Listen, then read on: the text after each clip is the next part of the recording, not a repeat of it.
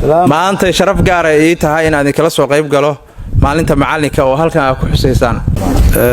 maantay waxaan xusaynay maalinta 21ka maaragtay November maalinta macallimiinta. halka aan joognaa waa Camaaro, waa degmada Camaaro, waa iskuulkeedii. waxa weeye waxay ka dhigan tahaba qiimo weyn ugu fadhisaa ummadda Soomaaliyeed. idinkana qiimo weyn idinku fadhisaa maanta oo maalinkii macalinka inaad xusaysaan anaguna aan kala soo qayb galno. halka aad ku xusaysaan ay tahay degmada Camaaro.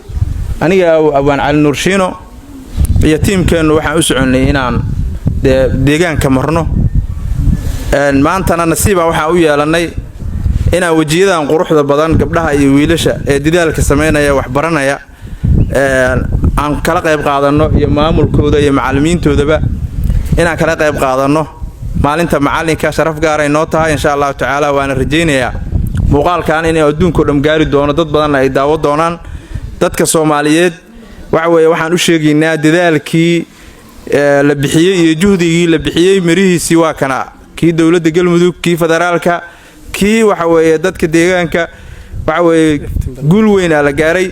si gaarana waxa uu mahad celinaynaa iftiin wax badan ay ka qabteen, iskuulo badan ay fureen. waxa weeye waxbarashadu ayada dagaalada socda wax ka quseeya ma leeyahay howlaha socda. waxa weeye ardayga buugga ee qalinka wata waxba shaqo kuma lahan howlaha kala socda. waxa weeye asaga targetkiisu waa inuu wax barto, asaga iyo macalinka baraayaba muhiimadoodu waa in wax la barto. ayagu waa joogaan mar walba oo shaqo kuma lahan wax socda. laakiinse maadaama anagu deegaanka aan mareynay waxaan u cadeynaynaa in waxa weeye Camaaro nabad tahay. waxa weeye iskuulkii waxbarashada ay socoto. gabdhaha iyo wiilasha qoraxda fadhiyana waxaan leeyahay aad u mahadsantihiin inaad sugtaan inaan xafladeena kala qayb qaadano. sharaf gaar ah inoo tahay. Allah idin sharfo. macallimiinta iskuulka, maamulka degmada, maamulaha iskuulka iftiin, team iftiin oo dhan oo aan hadda deegaano badan oo aan soo marnay aan ku aragnay waxa weeye waxbarashada sida ay dadka wax u barayaan iyo dadaalka deegaanka ay geliyeen. waxa weeye waa wax la taageero. sidoo kale wasaaradda waxbarashada Galmudug aadana waxa weeye waa ku amaaneynaa dadaalka ay geliso deegaanada. waxay ahaataba reer Camaaro soo dhawaada. sharaf gaar ah ay tahay inaan waxa weeye maanta meeshaan aan ku wada kulanno. xafladda waxaa nagala soo qayb galay wasiirka cadaaladda yaa nagala soo qayb galay iyo wafdi la socda ee maanta ku soo beegmay iyo Abaan Cali Nuur Shiino. marka soo dhawaada idin leenahay. shaqo aan wadnay oo muhiim ah oo munaasab ah wadnay. adinkana fadli Ilaahay waa nagala soo qayb gasheen.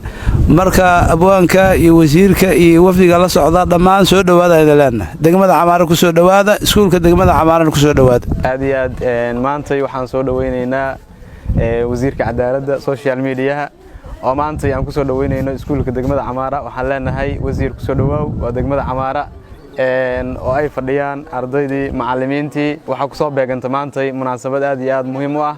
waa maalinta macalinka Soomaaliyeed. waxaan leenahay wasiir soo dhawaaw.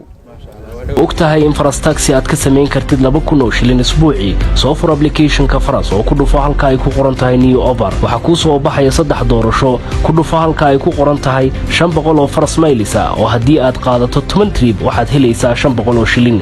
ama furo 1000 Faras Miles ah oo haddii aad qaadato 20 trip aad helayso 1000 shilin. sidoo kale waxaad furan kartaa 2,000 oo Faras Miles ah adigoo helaya 2,000 oo shilin haddii aad qaadato 30 trip.